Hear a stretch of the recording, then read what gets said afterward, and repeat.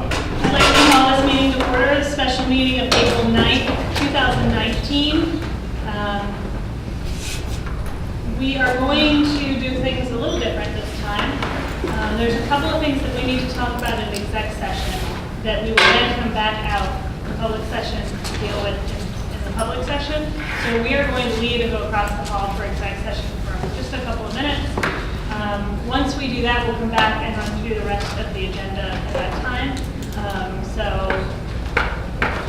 We are going, can I have a motion, please, to move to executive session? Second. And this is executive session to discuss matters pertaining to particular individuals. We have a motion first and second, so we will be back shortly. And if I could ask Bill. Oh, yeah, we have to vote. A little off today. All those in favor? Aye. And if I could ask Bill to join us. Forces itself out of there. Do I have to call us back? Yeah. No, just in. Jesse, are we just in? Do I have No, you have to need to be.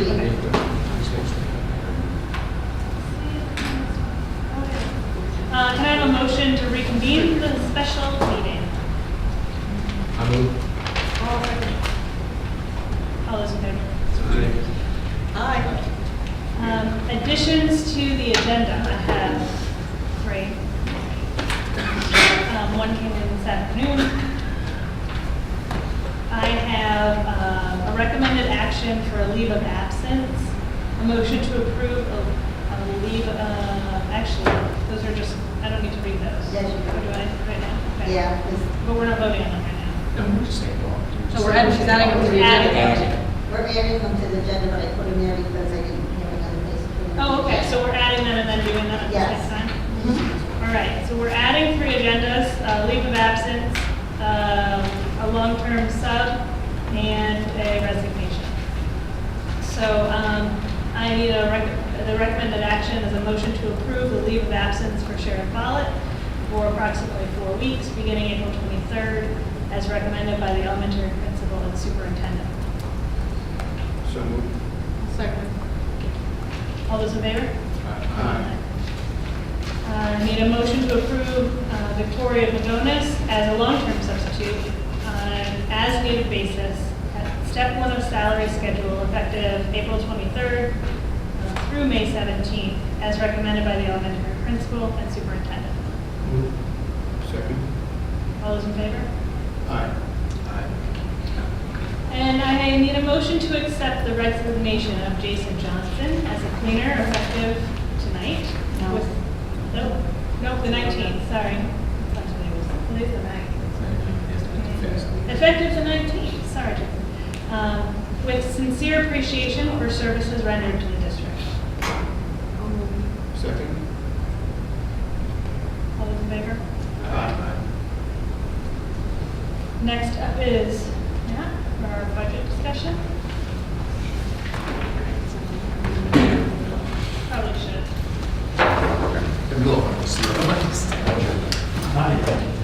Say that. You can use this Yes, we can. Almost like Bob. I find, Yeah. find the oil machine. I can't I hit it. don't know about that. How much are you there? Ooh, yes. You're gonna take a real chair, aren't you? I don't know what. She's got some problems, but I don't think she has that. No, this is more second. We'll send it in the. She's done a little bit of that. There you go.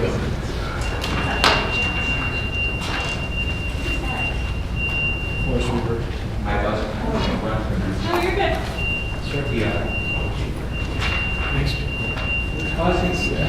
What floor is this? Zamboni. The floor cleaner. Zamboni. Floor cleaner or? I said Sam. I'm gonna go no microphone. I think that's okay, just so I don't have to keep. What? Is this on? Somebody turn this on?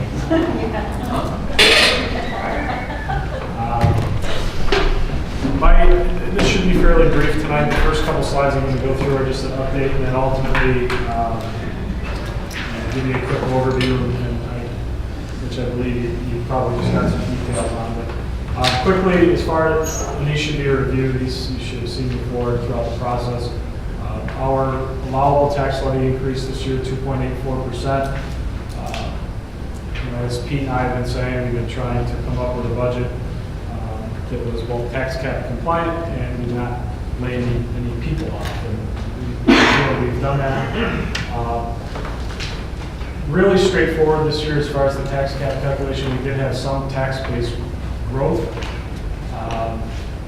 Virtually no change in our capital levy exclusion, the local share on our debt service, no exemption for retirement contributions, and no change in our pilot payments, our payments in lieu of taxes. So we do have the one pilot, the Good Natured Brewery, but none expiring and no new pilots. So pretty straightforward. Quickly again, just the tax history, going back to 1213 was when the tax cap was implemented. And then the 1920 is obviously the proposed right at the limit of 2.84%.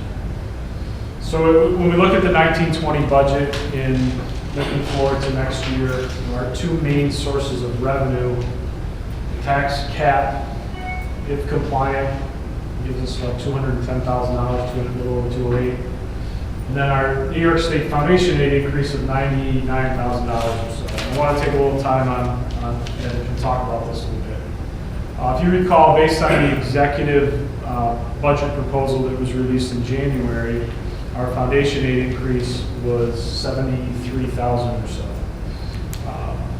That was $73,000 increase for HCS based on a total foundation aid increase of $338 million.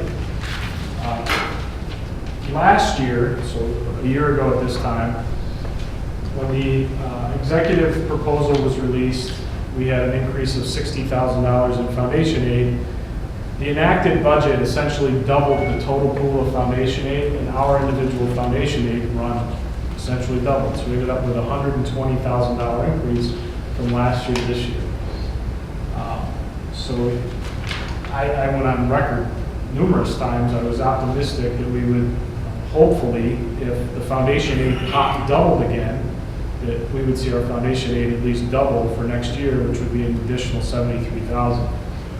So very disappointed to see that when the foundation aid, or when the state budget was enacted, we only saw an increase of about $26,000 in addition to the governor's proposal.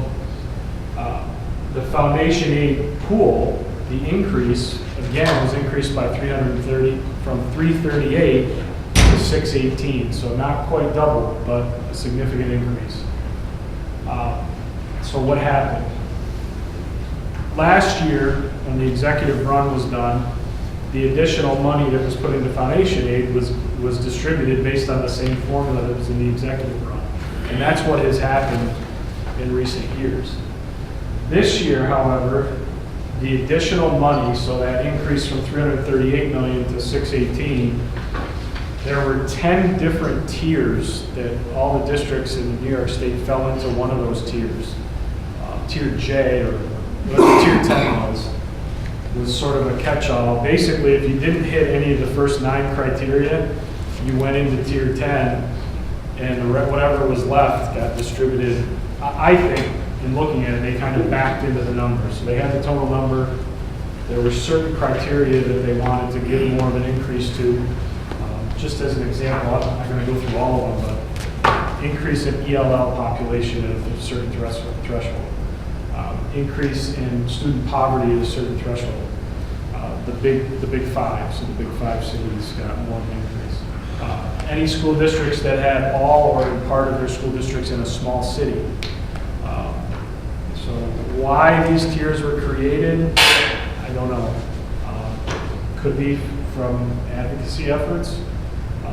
I think part of it has to do with certain districts didn't get big increases to this year, and they sort of targeted those districts to bring them back up to speed. But it's really, really hard to make sense of. So many of those categories are applicable to our district, but not to the threshold that was required to get placed in those categories. So our ELL population has increased, our student poverty has increased, but not to the level high enough to get placed in one of those other tiers for a bigger aid increase. So, yesterday I was with the business officials from our BOCES, it's all over the map. Oneida, Rome, VBS, Stockbridge did well because all or part of those districts are within a small city. Even Stockbridge. Stockbridge has a sliver within the city of Oneida, so they get placed into that category. So they did pretty well. Their aid increase from the executive proposal at least doubled. Camden, us, Morrisville, Madison, Canastota, not so much. Canastota did pretty good, but Florida as well. So very disappointing. I was anticipating, based on that, another $50,000 or so at least.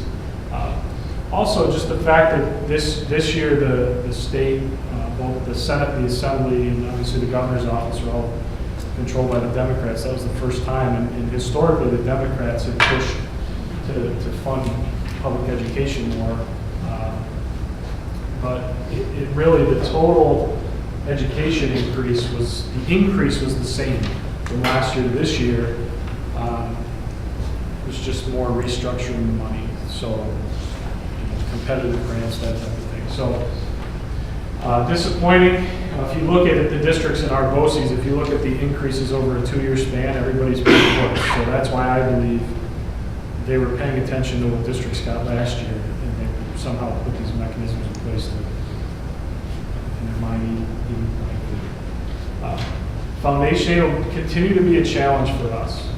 We are, quote unquote, overfunded based on the formula from 2007. About 1/3 of the districts in New York State are overfunded. About 2/3 are underfunded. So in other words, if the formula from 2007 had run, 1/3 of the districts, including us, are getting more than what that formula said we should. 2/3 are less. So less than what they would expect. So it's really hard, even within our BOCES. There's a few districts that go each way. So from an advocacy standpoint, it's really challenging. And if you remember back to when the GEA was in existence, there was that big question of education increases. Do we chip away at the GEA or do we increase foundation aid?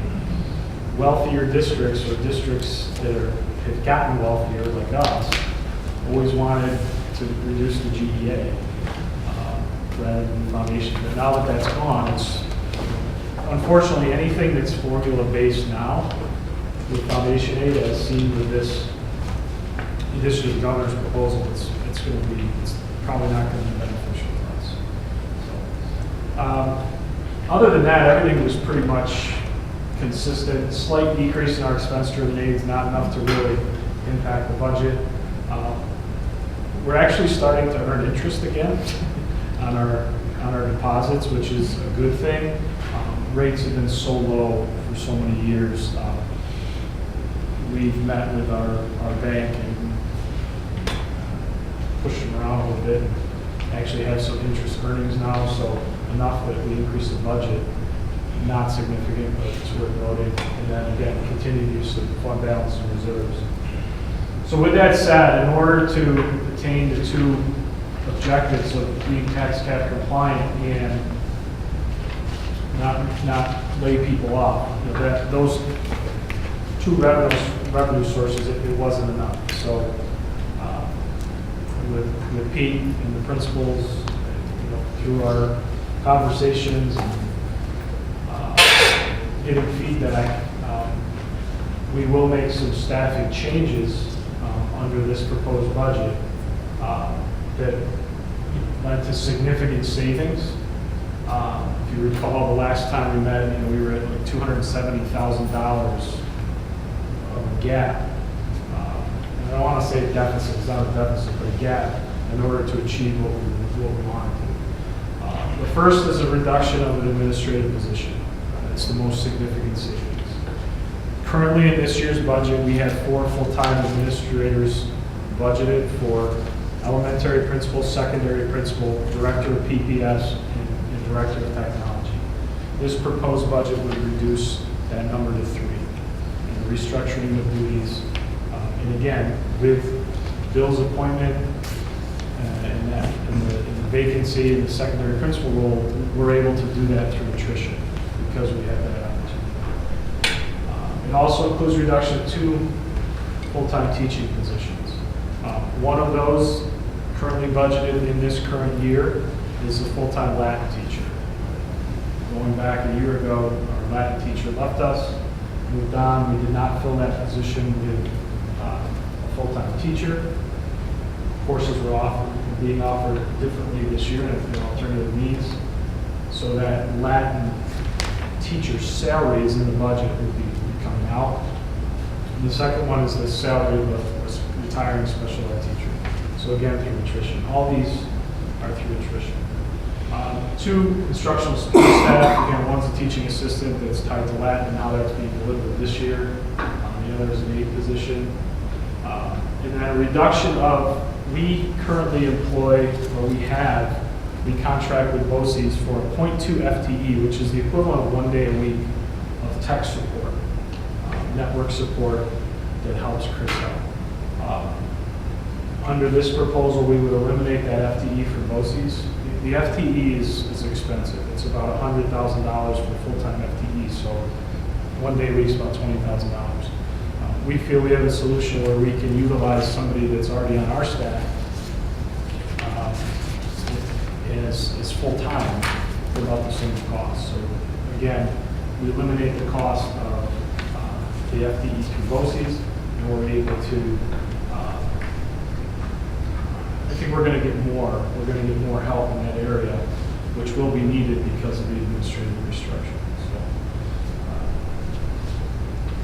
So those are the changes. Now, as far as the budget and what it amounts to, is I'm going to kind of work backwards. You can see that this would be a budget that would require the 2.84% tax levy increase, spending increase of just below 2%, 13,217.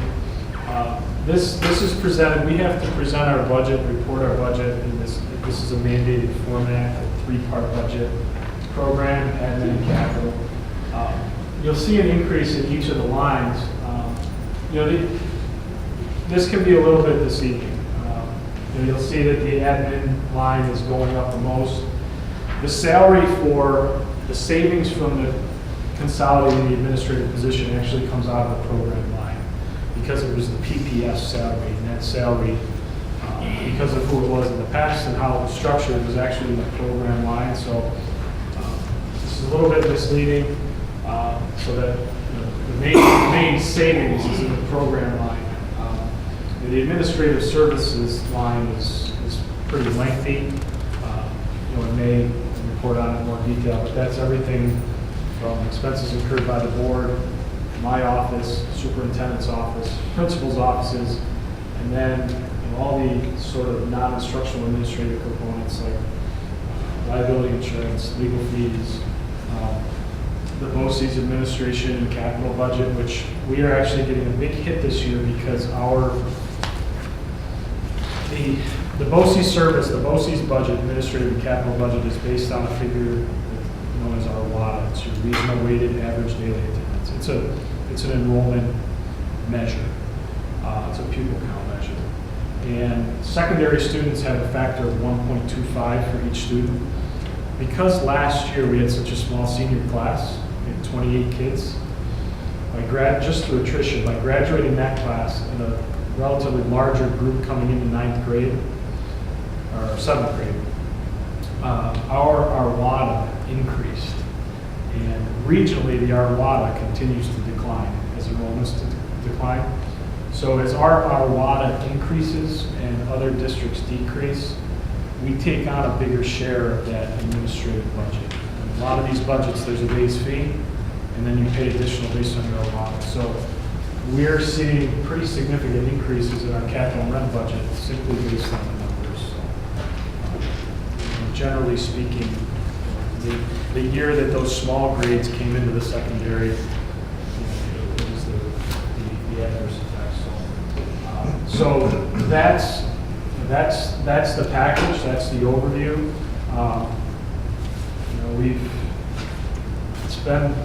It's been tough. I mean, it's not ideal, not in the least. I thank Bill, Kevin, Pete, Mary for their work. It's not easy. push and push and push each other to be creative and try to figure out and do what's best. So this is where we're at. So Pete, Bill, Kevin, anything you want to add? Nope. Any questions? Can I just, I hadn't thought of this until now. The kids, they have a certain number of language requirements for graduation. All of the kids who started in Latin, have they met? Yes, they're all sequenced So out. They're all sequenced out, so there's Correct. nobody who's not going to be okay. Correct.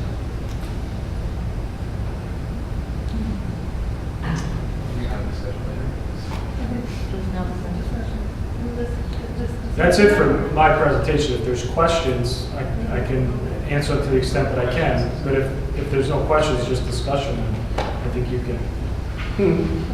Go back. All right, we can continue over there. Thank you. Oh, right, we spin the same way. So That's the complicated. nicest But they thing do I've it. ever told. Quite a setup we have. But then you have to do it first. See, choreograph. Choreograph is a good word.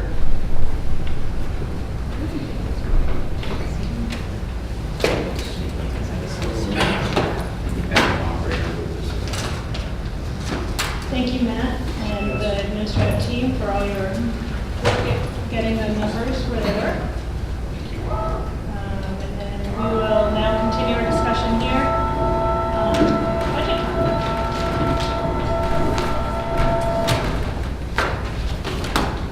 More thoughts, ideas?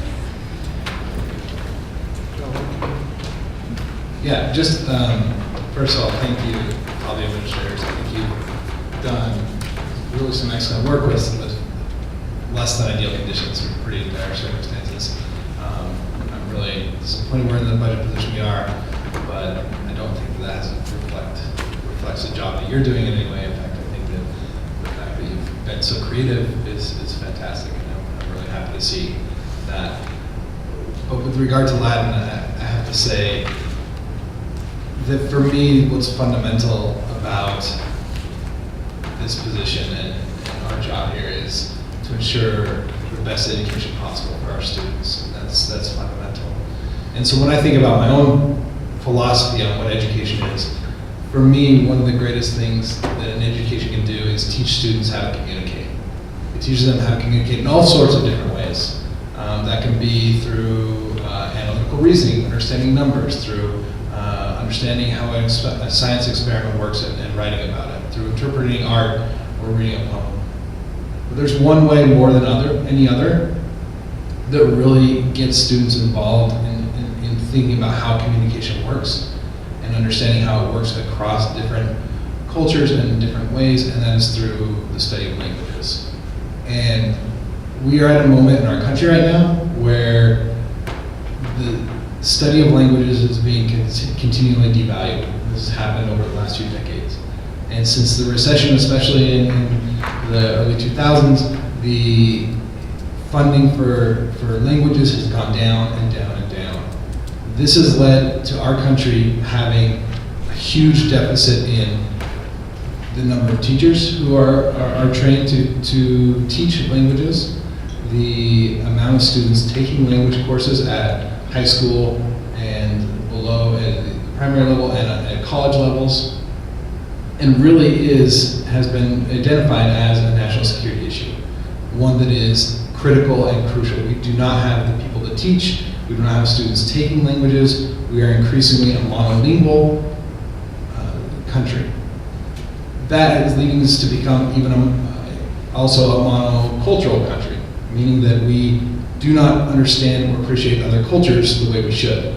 And I think this is beginning to bear out in a lot of important political ways that we see people who don't understand or appreciate other cultures to the degree that they should.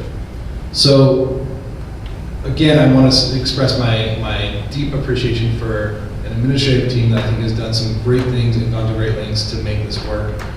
But for me, the defunding languages is to me defunding what it means to have an educational institution.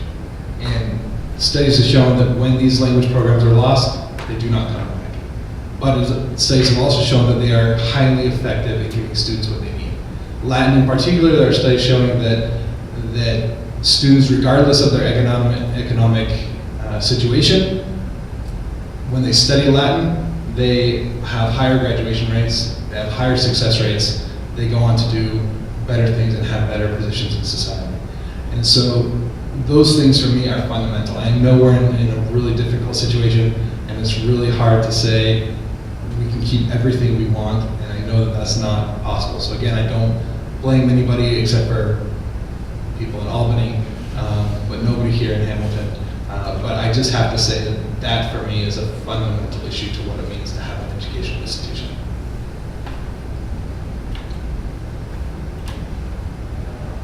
Is there any way that if there are students that, and I'm looking at Bill for this, a high school thing at the moment, but is there any way to provide an online ability? Is there anything that we can do if there is interest from students in the Latin area? Because of what this budget is not allowed to provide us. Are there options there? We still will have 2 languages, but again, it's not Latin. Could there be options for students to do things in a different way if they so chose? We offer online alternative languages through our APEC system. Off the top of my head, I don't know if Latin is involved in that. The difficulty of learning a language online is not as pure as having a direct instructor. You don't know that. But there are some alternatives that we can look at to provide. If a student wants to take an alternative language, we can look at some options. Again, I'm not saying that that's a cure-all to this by any means, because I agree with you. This is not something that Albany was here. We can say give us X amount more so we can keep it. That's definitely what we should do. But at least there might be potential if there were kids that wanted to do something, although it wouldn't be as good as having it in our classroom. But that when you were speaking, that's just what came to mind.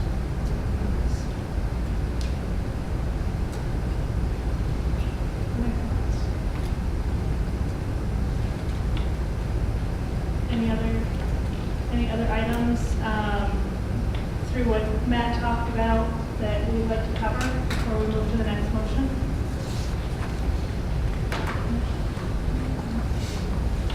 Then I need a motion to adopt the 1920 proposed budget with an expenditure plan not to exceed $13,217,407, which includes all projected BOE services and to approve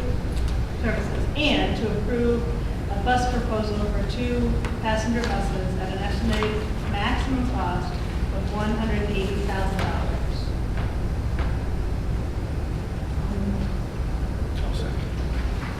Other discussion at this time? Yes? Sorry, I lost my turn already. Just as a reminder of that those bus purchases are built into the budget, and it's built in according to, with the anticipation of borrowing, so it's not, it's a minimal impact on a yearly basis. But that's embedded in the 13,200. So all those in favor of this proposed budget? Aye. Those opposed? Thank you. Then I need a motion to approve the tax report card, the property tax report card. The purpose of the report card is to ensure that each district clearly communicates the purpose, the proposed budget, and tax implications. So can I have a motion? So, Any discussion? So what does that look like? What? it's basically within 24 hours of what you just did, adopting the budget, we have to submit our property tax report, Okay. which is basically the summary of Right, okay. what the adopted budget. We have to do that within 24 hours. So the actual form will show up in the minutes for this, but it's not done yet, so I'll do it tonight. So Got it. It's basically telling the state that that's the budget numbers that you adopted that were in the tax cap. That's what we're moving forward with for the vote on May 21st. All those in favor of the report card? Opposed? We are now on to 5.3, which is impartial hearing officers. We have two. I need a motion to approve the appointment of Michael Lazan as an impartial hearing officer at the rate of $100 per hour, along with travel reimbursement at the IRS rate as recommended by the superintendent. I also need, can we do them together or no? I also need a motion to approve the appointment of James McKeever as an impartial hearing officer at a rate of $100, along with the travel reimbursement at the IRS rate as recommended by the superintendent. Can I have a motion for the two? Second. Discussion? May I? Yes, please. There's a New York State system. And I do that in here. There's a New York State system that requires us within 2 days of receiving a demand for an impartial hearing for us to appoint a hearing officer.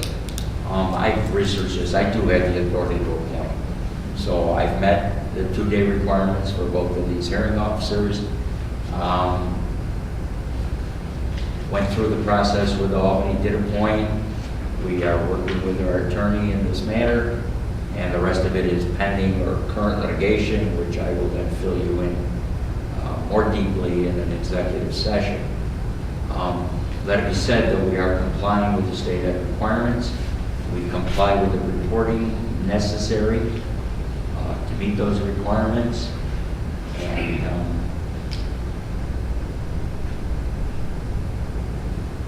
I think that's all I have at this point. I just want to let you know that we are complying with the process, given the situation. All those in favor?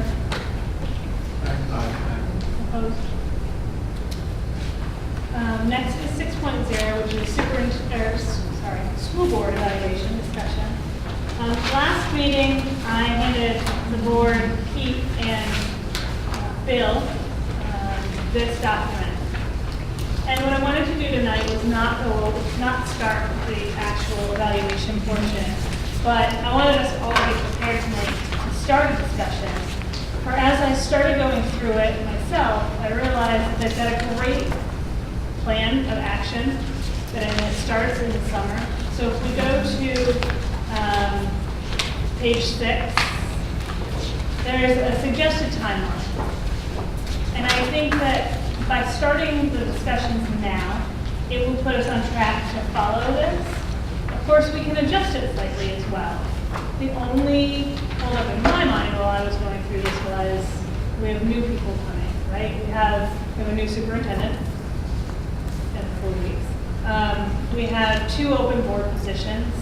And so to do a complete process in a shortened timeline that wasn't suggested by this didn't make sense. However, if we don't start the discussions now and start to plan in for our timeline in July when we pick meeting dates to discuss this, then it's not going to happen again. That's my personal opinion, and that's where I wanted to start with today's discussion. I had some other things to bring up as well, but I just thought I would open with that and see what you guys thought after you read through things and where you're thinking after I just stated that piece. Well, I think you have a good point here, because step 1 is to confirm the district's vision, mission, core values, and develop annual goals for the district. And that seems like a lot of work in itself, right? And that's, like you said, there's new people coming in with our new superintendent. That's definitely, if that's step 1, that's a big step. So I don't think we have to wait on that. No. And I think that's something we'll need to get on. I mean, just to get on top of that, to get the process rolling, we'll get enough. So I think kind of our starting in way, right? No, and I agree. So I think you're right. I didn't want to go into the check-off pieces and where we're at and such. I think we need to actually start at the beginning and give ourselves the due diligence and the time that's needed to do this and do it right for the district and for ourselves. And so, to me, being April now, 3 more months to rush through something that should take a year, and it says repeat cycle. So if we can get ourselves scheduled to do this on our meeting schedule that we planned for the year, at every other month meeting or a month meeting where we know that this is going to be the topic going forward, and get that stuff lined up, we can do some of the pre-work now, so that when we hit summer, that vision, mission, develop annual goals, that stuff can already be well started, because I think it should be, so that that doesn't take us the entire summer.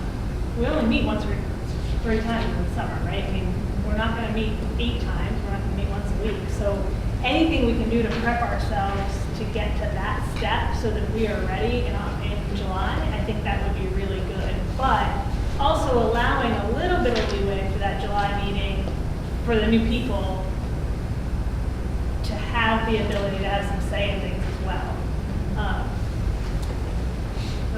That's just where I was thinking. I think we should continue and start working on things, and maybe come up with some action plans for tonight for the next meeting and for the meeting after that and that type of thing. But not necessarily full-blown evaluation at this moment, because the more I read this, and again, this is just one form, but the first bullet on page 5 says things to consider when conducting the evaluation. The first bullet says, give the review the time it deserves. So I read that like 6 times, and then I flipped the page and saw it was a year process and thought, we can't do this by July 1, in my mind. Now, you guys can totally talk me out of that, and give me reasons why you think otherwise. It's just my opinion. But because I was the one that put this out there and gave you the papers, I wanted to start with the discussion so we had something to start off with. Well, I don't think you're going to get anybody who wants to force it in the next 2 or 3 months. In fact, I'm reluctant to do very much, at the very least, before Bill is officially on board. And with the election is also in May. I really think that if I'm not sure how much we should do before those 2 things take place. Other than perhaps, I mean, even establishing dates is unfair to whomever might come on board. So although I completely agree with the need to move properly, I think that there's moving too fast. Yeah. And too fast is before new superintendent and we know who the board is going to be. I think there may be value in laying out a general timeline, a broad strokes timeline, moving forward for next year. I agree. I mean, it can't be dates until you know who you're trying to schedule. So, but is that from it? Yeah. Okay. But laying out a broad strokes timeline of, you know, what we would want to be doing over the summer, what we would consider the fall, and what we would want done, I think would be good. I also, one of the things I had written down was talking about workshop with team building with board members, the superintendent, and this evaluation. One of the things I wrote down was that I think it would be nice to have a workshop, a retreat with the new superintendent and this board to establish sort of where we are and where we see the priorities and all of that sort of thing, and then do that again when we have, if there are significant changes in the board, even if there aren't, but do that again in the fall when we have a new board, and to bring in any new concerns that are coming from there. Because I do think that there is value in looking at where we are now. And we have been in situations where we tried to do that after the change happened and it was lost. And you lose something when you do that. Plus, I think we as a group do need to retreat with you and do that. So that was the only other thing I would really add to some of that.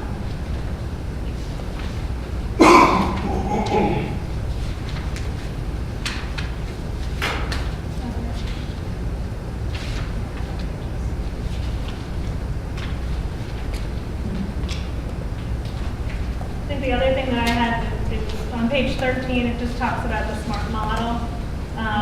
talking about objectives, but that's still something that goes a little bit further down the line as we start to dig deeper. But I just started that because I thought that page, to me, again, I read it a couple of times because it was something that stood out to me as something that I personally would like to look at and make sure that we keep in mind as we do each of the steps mentioned. I think, and sort of in the broad stroke thing, I think this comes back to one of the things that I struggled with when we did do the goal setting that we did, is whose goals are we setting? This is actually specific talking about setting goals for the board.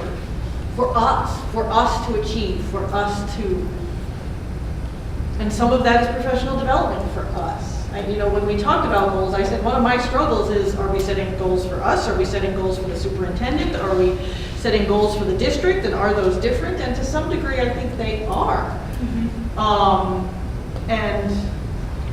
Again, at that point, we came back to the what, how. We were setting the what for the superintendent, and then the superintendent was to then set the SMART goals about the how. But I think this is suggesting that there is a role for us setting goals for ourselves. And I think that's a piece that we haven't been doing. And again, in the setting of a workshop or something, talking about, when we're talking about setting goals, whose goals are we setting and what are we setting them for? And again, maybe that's something that could happen in an early retreat with a new superintendent and just feel it out and have that conversation. Because again, that's one of the places I have sort of struggled with.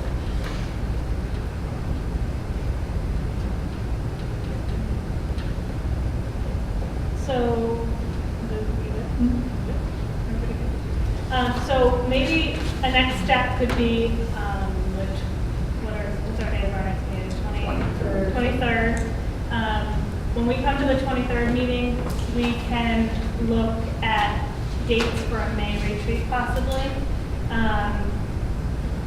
If we wait till the May meeting, May's over because it's at the end of May. So we want to do that at the next meeting, and hopefully then all of us bring our calendars and looking at those so that we can start to make some plans a couple of days before you're in the seat, but at what we can do before the first official May meeting that you'll be at, superintendent. From there, I think it would be good to maybe in the June meeting we can have between May and June. Maybe there's a couple of us that could form a subcommittee that could talk about broad strokes timeline. And so that we have something in June that we've talked about of where we want to go from June to July. So that in the July meeting, it's not, okay, now we have to start this. And when Debbie gives us the meeting dates and when we all agree on them, and we go to publish them publicly for the year, we can add this in. If we need extra meeting dates, let's put that in to begin with, because then we're planning for it ahead of time as opposed to adding in a special meeting here or a special meeting there. We will just know. And I think that would be beneficial. We can have workshops, we can have special meetings, whatever we need to call them. We can change the name of them as long as we have the date, depending on what the topic is going to be discussed.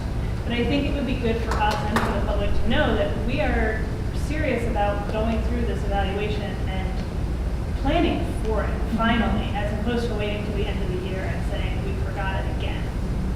Because now it's 3 years for me and the fall, and we haven't done it yet, right? And so I think if you guys are good with that as first steps, I know it doesn't get to us doing this again this year. It gets it on the agenda.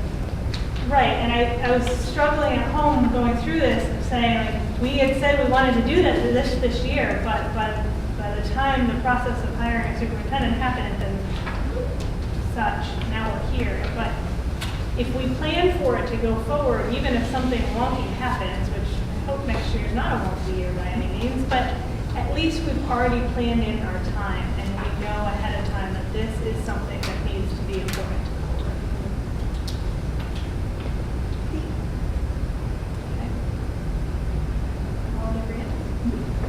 So that was 6.0. We're up to 7.0. We have a stay exit questionnaire for information purposes only.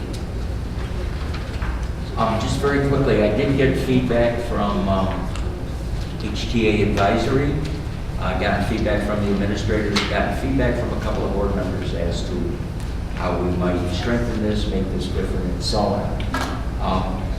If there's additional feedback, please maybe get it to me, and I'm going to ask if you get it to me by Friday, because another piece that I got was maybe I could review this with maybe somebody who professionally does surveys to see if it's worded pretty well and so on, and maybe I can reach out to the university and see if some kind of a statistics department or a psychology department or something might help us out. I don't know if it's involved. Yeah, the Upstate Institute maybe. Upstate, okay, and I have a meeting with them on Thursday morning, so maybe I can ask you. Yeah, great suggestion. So, okay, so if you can give me, and if I don't hear from you, that means you're okay where we're at, and let me keep going forward. I'll wait until next month. I moved that. Do I hear a second? Okay, Corey, you have something to How say? is this delivered to people? Is this delivered, is it handwritten? Well, we're talking about that. My preference would be that it would be some kind of paper and pencil document as opposed to a survey monkey, something like that. Did I say that right? Monkey survey? Survey monkey. My preference is paper and pencil. I like the idea of doing a random numbers, right? You know, your number of 135 employees, and then select 25 random numbers, and really emphasize that it's critical that each of those people get back to us, rather than send it out to 135 people. I think many surveys, you're lucky if you get 10% back if you do it that way. So I'd rather try it with a random selection for all. But I've talked to somebody at the university to see if I'm thinking, at one time in my life, did have statistics, did have surveying, did have market research. I would think about your survey takers though, and think about how they are more likely to answer. And your current survey takers may be more likely to answer electronically. I don't know if you can answer that or not. I don't know. Even the association does. Okay, that's fine. My It's all only- The good. sealed envelope, we're not looking at anybody's Yeah. handwriting, and they have enough assurance and enough confidence that Yeah. Well, if the HTA is embracing it and everything, supporting, I think that will help. I feel it helps with the keeping things confidential. Online, you always wonder, like, if you is get that, metadata, is somebody. that box checked on the other end that's going to give your email address and you don't know it, that kind of thing. So I think this helps with that. And hopefully it allows people to freehand a little bit in spaces to, if there are spaces. Yeah, there are spaces for comments. To really, and that kind of thing. to really think about what they're writing and writing it. It's a collaborative effort. I don't believe that it'll be, I think we're trying to set the table for building something here. Depending on, as we go forward, but I think it's important to get the information. I think it's critical. I'm happy that we're doing it, because so many things here become these narratives that are just stories with no data backing Yeah, up, we and don't that's know. why people feel that way. So I think it's great that we're starting. We don't know the real reasons. We hope to get them by making it safe. So you'll talk to Upstate Institute? I will. That was a good suggestion. As I said, I'll see Julie. I'm at an upstate meeting at 8 o'clock on Thursday. Sorry, the exit questionnaires will go to people who've already. Correct. We're going to identify some people. and Correct. Try and get that. Again, we can number, we can go back 10 years, list the number of people, do a random number, and send it to them. So it's really important to allowing for people, we don't really have the right address and stuff. Right. So Upstate is a great suggestion. So thanks. Any feedback by Friday, if you will? I'll meet with Upstate Thursday morning, and I'd like to keep plugging away at this to get it right. They may even have a student that will help Wow. process the data and all of it. And I'm not looking to rank this. In other words, I'm not looking at, number 1, 2, 3, 4. I just want to see how many ones we're getting in a category. I'm not how many ones, how many strongly agrees, how many disagrees. We're not saying, okay, this question got a 3.8 out of 4.0, so we're doing okay. It's not. Thank you for listening. Appreciate it. Next up is policies. We have a bunch of them, but they're all first readings, so it's only discussion time. I'm going to table 1 because I think let me go slowly again. Let me do this. Let me table 1 first. I think we ought to table, if you would, 7003, the admission of foreign students. There are 2 concepts in that policy that we gave you. One is admission of foreign students, and the other is admission of foreign exchange students. And I think it's confusing. So I would like to develop 2 and work with Harry all on that. So can I have a, do we have to table? No, it's just Just discussion. discussion, okay. So let's table that one and do the first reading on it.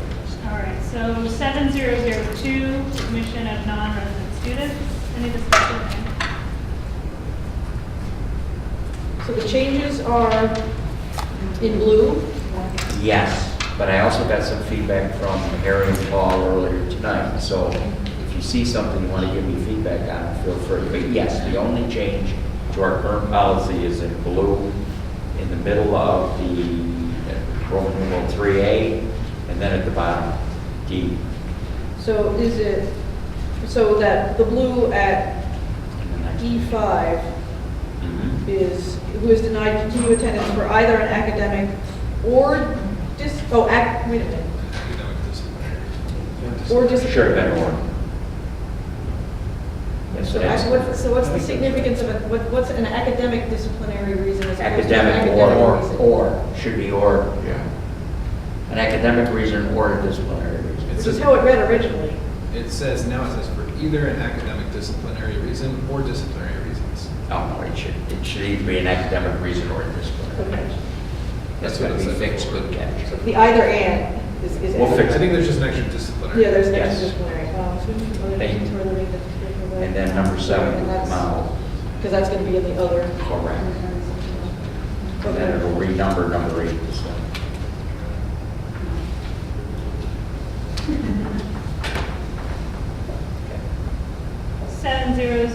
7002.1, registration. It's attached. Yeah. That's That's for not each changed. table. That's not changed, right? I don't believe we've ever had it. That's, It's a new. Oh, that's new. That's Okay. new. That's new. We've not had this document. We've not had this signed document. And advice of counsel is this will be a good thing to have. Okay, so that's new, right? And regs are implemented or implemented by the superintendent. So Mike, sorry, Yep. Ellen, I was wondering, do medical professionals kind of know this stuff? Is this, For because we have some very specific, For 7320? Oh, sorry. 7302, yeah, No, you're on the good. next one. We're moving to that, go I ahead. have O2. I'm still reading 020.1, but that's good. Just out of curiosity, is it the student code of conduct or No, we're still reading. It's a With a regulation capital attached S. to it, okay? too. Oh, So- Yeah, where is that? The point one, the form. Oh, I see. You got it here earlier. Yeah, you got it. Yeah. Well, yeah, but that's the older one, even though the revised one still doesn't have a capital S students, or just jump. I got to go there.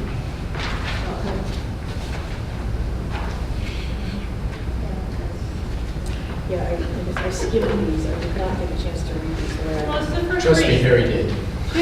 Yeah, I have all of Harry's feedback. Ellen, it is the first read, so if you read them like this weekend and No, yeah. have feedback, No, I just- I mean, I'm not trying to hurry you, but. As we go through 7302, if there are specific things you have questions about, throw them out there. because- I guess my only question for 7302 is this just standard practice for medical professionals? There's some like, So like, give me an example. there's, here's what we need to be able to administer medications. And there's a very specific list, right? that- Yeah, there's a very specific form that we have to sign out. The parents have to sign it. It has to have the name of the medication, the dosing, how it's to be given, when it's to be given, potential side effects, what to do if there are side effects.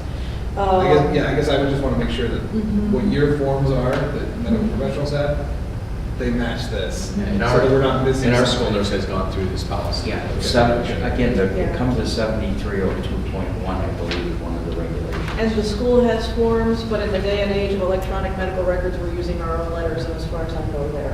Because I have a letter built into my electronic medical record. Instead of filling out the school's form, I just Right. print it right off.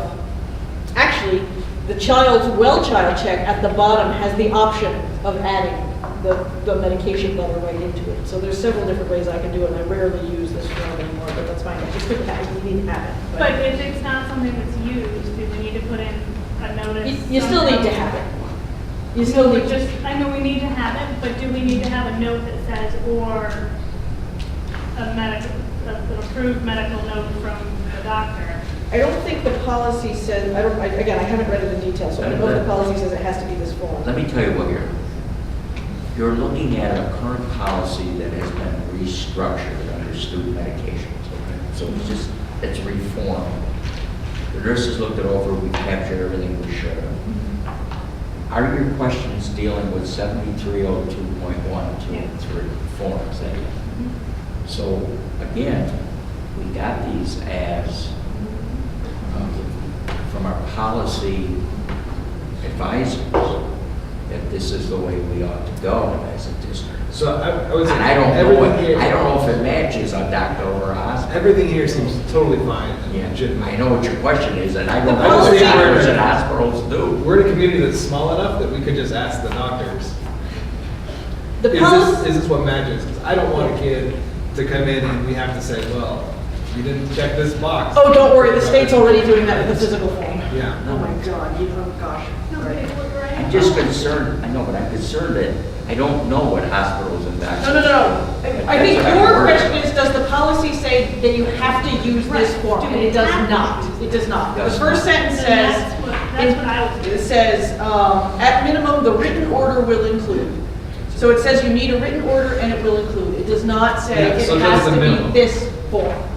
Does the I just don't minimum- want us to not be following Yes. our policy by allowing doctors. No, I completely understand your question. Challenged by that, I'm being honest with you. I wish the doctors would use our forms, but I can't make them. I think it's better for our district, but I'm telling you, we're not gonna get that kind of agreement. So I think it's a good regulation.